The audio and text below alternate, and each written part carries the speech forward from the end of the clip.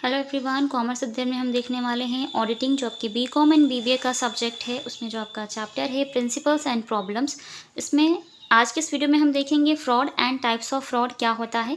इससे पहले की वीडियो में हमने डिस्कस किया हुआ है कि एरर्स क्या होती हैं, कितने टाइप्स की एरर्स होती हैं और कैसे हम उसको डिटेक्ट कर सकते हैं और क्या इम्पैक्ट पड़ता है उनका ट्रायल बैलेंस पे। तो अगर आपने उन वीडियोस को नहीं देखा है तो उन वीडियोस का लिंक यहाँ आई बटन पर मिल जाएगा, वहाँ से जाकर देख सकते हैं। इस वीडियो में हम देखेंगे fraud and types of fraud को डिटेल में समझेंगे, साथ ही साथ किस तरह से ये फ्रॉड किए जा सकते हैं उसको भी देखेंगे। तो शुरू करते हैं और देखते हैं कि फ्रॉड होता क्या है। So fraud is really a false representation और entry which is made always intentionally with some mischievous objectives. देखिए बच्चा, फ्रॉड जो होता है ना, वो सच में क्या होता है कि एक ऐसा रिप्रेजेंटेशन होता है जिसको आप सही नहीं कह सकते, वो गलत ही होता है। और तो और जो फ्रॉड होता है वो इंटेंशनली होता है। इसको बोलते हैं फ्रॉड को हिंदी में धोखा। और धोखा जब कभी भी किसी को दिया जाता है तो उसमें उस पर्सन की इंटेंशन इन्वॉल्व होती है, वो जानबूझ करके ही करता है। ठीक है, लाइक जैसे एरर्स की हमने बात की, तो एरर्स क्या है कि आपसे कोई त्रुटि हो गई, कोई गलती हो गई तो आप भूल करके गलती कर देते हैं, तो वो एरर्स का पार्ट हो जाता है, जो जिसमें आप वो जानबूझ करके नहीं करते। जैसे यहाँ मिस्चीवियस में ई बनाना मैं भूल गई, तो वो बाई मिस्टेक मैं फ्लो में लिख रही थी तो वो लिखने से छूट गया। ठीक है, तो ये गलती की मैंने, ऐसा तो नहीं था मैंने कोई फ्रॉड किया, कोई धोखा दिया, नहीं। ठीक है, अगर मैं कह देती कि ये स्पेलिंग गलत लिखती, फिर मैंने कह देती कि नहीं ये स्पेलिंग तो सही है। ठीक है, पर जिसको पता है वो तो समझ जाएगा, जिसको नहीं पता वो तो यकीन कर लेगा, तो ये तो बच्चे के साथ धोखा हो जाएगा। ओके, तो यहाँ पर ध्यान देने वाली बात यह है कि फ्रॉड में एक पर्टिकुलर पर्सन, जिसकी भी जो भी फ्रॉड कर रहा है, उनकी अपनी इंटेंशन इन्वॉल्व होती है और साथ ही साथ उनका अपना एक पर्सनल कोई ऑब्जेक्टिव होता है जिसके लिए वो ये फ्रॉड करते ही हैं। ठीक, तो बिज़नेस में किस तरह से ये फ्रॉड हो सकते हैं वो भी आगे देखते हैं, कितने टाइप्स के होंगे उसको भी देखते हैं। ठीक है, तो ये ध्यान रखिएगा कि फ्रॉड जो होता है, जो धोखाधड़ी होती है, वो जानबूझकर की जाती है, चाहे वो बिज़नेस हो चाहे पर्सनल लाइफ हो। ठीक है, तो अगर हम बिज़नेस की बात करें तो टाइप्स ऑफ फ्रॉड में दो तरह से ये हो सकते हैं, miss appropriation of cash and goods. देखिए बच्चा, जो भी कैश और गुड्स एक बिजनेस ऑर्गेनाइजेशन में एग्जिस्ट करते हैं या पहले से हैं, अगर उनको मिस एप्रोप्रिएट तरीके से शो किया जा रहा है, दैट मीन्स कि फ्रॉड हो रहा है उस बिजनेस ऑर्गेनाइजेशन में, उनकी कैश के साथ, उनके गुड्स के साथ। ठीक है, उनके कैश और गुड्स के साथ हेराफेरी की जा रही है, उनको कम दिखाया जा रहा है, उनको उस एक्यूरेट उनकी जो क्वांटिटी है जो उस तरीके से उसको शो नहीं किया जा रहा है, तो वो आपका miss appropriation of cash and goods का पार्ट होगा, जो कि एक फ्रॉड है। मैनिपुलेशन ऑफ अकाउंट, जो कि सेकेंड क्या है आपका, मैनिपुलेशन ऑफ अकाउंट्स। जो भी एक बिजनेस ऑर्गेनाइजेशन में ट्रांजेक्शन्स होते हैं, हम सबको पता है कि हम उसके लिए क्या प्रिपेयर करते हैं, बुक्स ऑफ अकाउंट्स को प्रिपेयर करते हैं, जिसमें आपकी जर्नल एंट्रीज होती है, ट्रायल बैलेंस आप प्रिपेयर करते हैं, लेजर बनाते हैं, फिर ट्रायल बैलेंस बनाते हैं, फिर फाइनल अकाउंट्स को बनाते हैं। तो जो भी बुक्स ऑफ अकाउंट्स हैं एक बिजनेस ऑर्गेनाइजेशन की, अगर उनको मैनिपुलेट किया जा रहा है, ठीक है, अकाउंट्स के जो भी रिकॉर्ड्स हैं, जो भी ट्रांजैक्शंस में उनके वाउचर्स के साथ कोई छेड़खानी की जा रही है, हेराफेरी की जा रही है, बुक्स ऑफ अकाउंट्स को गायब किया जा रहा है, तो इस तरह के जितने भी फ्रॉड होंगे या इस तरह के जो कारनामे होंगे उसको फ्रॉड बोला जाएगा। ठीक है, सो मैनिपुलेशन का यहाँ पर मतलब है कि बुक्स ऑफ अकाउंट के साथ हेरा फेरी की जा रही है, इधर उधर चीज़ें की जा रही हैं। ओके, तो ये दो टाइप के हो गए, इसको थोड़ा सा डिटेल में समझ लेते हैं ताकि हर पॉइंट आपको अच्छे से क्लियर हो जाए। सो मिस एप्रोप्रिएशन ऑफ कैश में बात करें तो फर्स्ट हो जाएगा the theft of cash receipt. तो हमेशा ध्यान रखिएगा बच्चा, जितने भी आपके बड़े बिजनेसेस होते हैं ना, इस तरह के जो धोखे होते हैं या जो फ्रॉड होते हैं वो बड़े बिजनेसेस में ही होते हैं।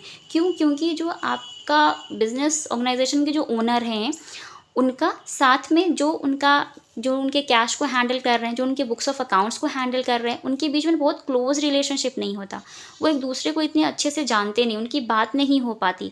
तो ओनर को भी अपने बिजनेस ऑर्गेनाइजेशन में कैश का कितना इनफ्लो हो रहा है, कैश का कितना आउटफ्लो हो रहा है, इस बात का पता ही नहीं चलता। तो ऐसे में क्या होता है कि जो उनके अपने अकाउंटेंट्स होते हैं या उनके जो अपने कैशियर होते हैं, उनके साथ धोखा ही कर देते हैं।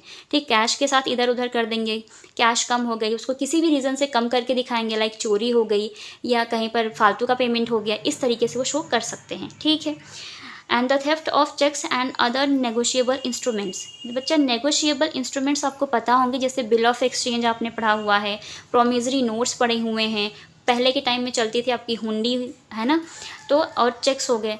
तो चेक को बहुत पेमेंट्स चेक के थ्रू होती हैं डेली बेसिस पे भी, है ना, तो चेक को इधर उधर किया जा सकता है, नेगोशिएबल इंस्ट्रूमेंट्स के साथ छेड़खानी की जा सकती है, दिखाया जा सकता है कि नहीं ये चोरी हो गया।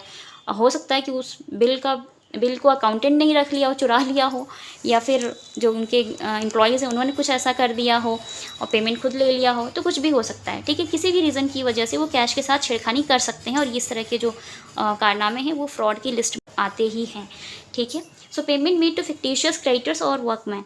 क्रेडिटर्स आपको पता है वो पर्सन्स होते हैं जो कि एक बिजनेस ऑर्गेनाइजेशन को लोन प्रोवाइड करते हैं, मीन्स लेनदार होते हैं एक बिजनेस ऑर्गेनाइजेशन के, और एक टाइम के बाद जो बिजनेस है उसको इन क्रेडिटर्स को पेमेंट करना होता है, क्योंकि इन्होंने इनसे पैसे लिए होते हैं तो इनको पेमेंट करना ही पड़ेगा। तो इन फिक्टिशियस क्रेडिटर्स और वर्कमैन को जो पेमेंट होता है उसको बहुत ध्यान से यहाँ पे रिकॉर्ड करना चाहिए, क्योंकि इनके साथ भी इस तरह से मिस एप्रोप्रिएशन ऑफ कैश को दिखाया जा सकता है और वहाँ पर ये फ्रॉड बहुत ईजीली हो जाते हैं। तो ये फ्रॉड के टाइप से इस तरीके से किए जा सकते हैं। चोरी हो गया कैश, ये इस तरह से दिखा सकते हैं। चेक आए, नेगोशिएबल इंस्ट्रूमेंट्स थे बिजनेस से रिलेटेड, वो चोरी हो गए, है ना। क्रेडिटर्स को पेमेंट करना था तो उनको टाइम पर पेमेंट नहीं किया किसी भी रीज़न से, तो क्रेडिटर्स जो थे आपके जो बिजनेस ऑर्गेनाइजेशन के क्रेडिटर्स हैं वो नाराज़ हो जाएंगे, तो नेक्स्ट टाइम लोन प्रोवाइड नहीं करेंगे। तो ये सारी चीज़ें, ठीक है। Examples of miss appropriation of cash की बात करें तो इसमें और भी चीज़ें, जैसे सेल्स हो गया, परचेजेस हो गए, रिसिट ऑफ कैश हो गई एंड पेमेंट हो गया। तो सेल्स को अच्छे से रिकॉर्ड करना चाहिए, रिसिट्स ऑफ कैश कहाँ कहाँ से रिसीव हो रही है उसके वाउचर्स होने चाहिए, पेमेंट किस किस को कब कब कहाँ कहाँ किया गया इनकी भी पूरी इन्फॉर्मेशन होनी चाहिए, ताकि मिस अप्रोप्रिएशन ऑफ कैश से बचा जा सके। लेकिन अगर नहीं होगा प्रॉपर वे में तो मिस अप्रोप्रिएट होगा ही कैश, और इस तरह से जो ये एंट्री है या इस तरह से जो रिकॉर्ड्स होंगे उसकी वजह से ये फ्रॉड बहुत इजीली हो जाते हैं और इस तरह के फ्रॉड बहुत मुश्किल से डिटेक्ट हो पाते हैं। ओके, और बड़े बिजनेसेस में तो इस तरह के फ्रॉड होते ही हैं। अब आगे देखते हैं कुछ और क्या पॉइंट्स हैं उनको भी कहते हैं। मिस अप्रोप्रिएशन ऑफ गुड्स, हमने अभी तक कैश की बात की, अब गुड्स की बात करते हैं। तो जैसे कैश को चोरी हो गया दिखाया जा सकता है, वैसे ही गुड्स को भी दिखाया जा सकता है। या माल जलकर नष्ट हो गया, आग लगी थी जल गया उसकी वजह से हो गया, या चोरी हो गया, कुछ भी दिखा सकते हैं वो। ठीक है, एंड फर्स्ट पॉइंट है issuing fictitious credit notes to customer. Credit note समझते हैं बच्चा, जैसे कि मान लीजिए जो भी गुड्स थे जब रिटर्न आता है ना तो क्रेडिट नोट जारी होता है, डेबिट नोट्स जारी होते हैं। तो ऐसे में क्या हो जाता है कि अगर कस्टमर्स हैं और उन कस्टमर्स के बीच में और जो आपके एम्प्लॉयज़ हैं बहुत क्लोज रिलेशनशिप नहीं है, अच्छा रिलेशन नहीं है, तो यहाँ पर इस तरह के धोखे किए जा सकते हैं बहुत आसानी से। अब वो कौन करता है, जो भी इस टाइप के काम को संभाल रहे हैं वही लोग करते हैं। कुछ भी गलत तरीके से दिखा देंगे और वहाँ पे कैश के साथ मिस एप्रोप्रिएशन हो जाएगा, गुड्स के साथ हो जाएगा, तो यहाँ पर ये प्रॉब्लम क्रिएट कर देंगे। ठीक है, fraud in respect of goods can not easily detected when the auditor can detect the misappropriation of cash by making a close scrutiny समझते हैं ना, टैली करना चीज़ों को पर्टिकुलर, जैसे कि मान लो जो भी ट्रांजेक्शन हुआ उस ट्रांजेक्शन को उसके पर्टिकुलर वाउचर, उसके रिसीट, उसके कैश मेमो के साथ मैच करना। ठीक है, तभी वो जान पाएंगे कि हाँ कहाँ पर क्या चीज़ें हैं, तभी वो डिटेक्ट कर पाएंगे। अगर वाउचर्स ही नहीं होंगे, कोई प्रूफ ही नहीं होगा, तो पता कैसे लगाएंगे कहाँ पर क्या मिस्टेक हुई है, क्या फ्रॉड हुआ है। ठीक है, तो वो बहुत ध्यान से करते हैं। ठीक है, सो स्क्रूटनी ऑफ कैश बुक की स्क्रूटनी करते हैं। सेल्समैन की जो रिपोर्ट होती है उसको मैच कर सकते हैं। And counterfoils of receipts books, credit notes and other vouchers. ठीक है, तो credit notes, other vouchers and other proofs होते हैं, उनको वो चीज़ों के साथ मैच करेंगे ट्रांजेक्शन्स को, तभी वो जान पाएंगे कि कहाँ पर क्या कमी रह गई है या क्या मिस्टेक है जिसकी वजह से ये फ्रॉड आ रहे हैं। ठीक है, फ्रॉड भी पता नहीं चलते हैं, बाद में पता चलते हैं जब बुक्स ऑफ अकाउंट्स को जब ऑडिटर आते हैं, ऑडिट करते हैं चीज़ों को, सारे ट्रांजेक्शन्स को एक दूसरे के वाउचर्स के साथ उसको मैच करते हैं, तब अगर कहीं पर ऐसा फ्रॉड हुआ है तो पकड़ में आता है, और वो भी बहुत मुश्किल से पकड़ में आते हैं फ्रॉड। ठीक है, चलिए नेक्स्ट देखते हैं। मैनिपुलेशन ऑफ अकाउंट्स की बात करेंगे हम यहाँ पे कि मैनिपुलेशन ऑफ अकाउंट्स को कैसे वो कर सकते हैं मैनिपुलेट, और फिर बिजनेस ऑर्गेनाइजेशन के साथ कर सकते हैं वो धोखा। ठीक है, चलिए। The accounts of a business can be falsified by making false entries in respect of fictitious sales or purchases, not necessarily resulting in the same type of misappropriation. देखिए बच्चा, बिजनेस ऑर्गेनाइजेशन में हम सबको पता है कि एक ऑर्गेनाइजेशन में डेली बेसिस पे सेल्स हो रही है, परचेजेस हो रहे हैं, तो अगर उनकी एंट्री ही गलत तरीके से की जाएगी, ठीक है, तो वो कैसे सही रिजल्ट प्रेजेंट करेगा, है ना, वो भी मिसअप्रोप्रिएट रिजल्ट प्रेजेंट करेंगे। तो जाहिर सी बात है वहाँ पर भी ये फ्रॉड होने के चांसेस बढ़ जाते हैं। तो लोग ऐसा करते हैं कि अगर चीज़ों को गलत तरीके से शो कर रहे हैं, सेल्स की, परचेजेस की गलत एंट्री कर रहे हैं, तो उस बिज़नेस में इस तरह के मैनिपुलेशन ऑफ अकाउंट्स तो होंगे ही होंगे। Okay, it involves usually very large amounts and it can be detected with a great difficulty by the auditor because it is committed by high officials of a business. देखिए, पहले तो ये जो आपकी ये बड़े बड़े ट्रांजेक्शन्स होते हैं, जो लार्ज अमाउंट्स ट्रांजेक्शन्स होते हैं, तो ये डिटेक्ट करने में बहुत मुश्किल होती है। और जब ऑडिटर इसको डिटेक्ट कर भी लेते हैं मुश्किल से, तो होता क्या है कि उनको यकीन करना मुश्किल हो जाता है कि अच्छा ये धोखा भी हुआ है। क्यों? क्योंकि बहुत बड़े बड़े लोग उसमें इन्वॉल्व होते हैं।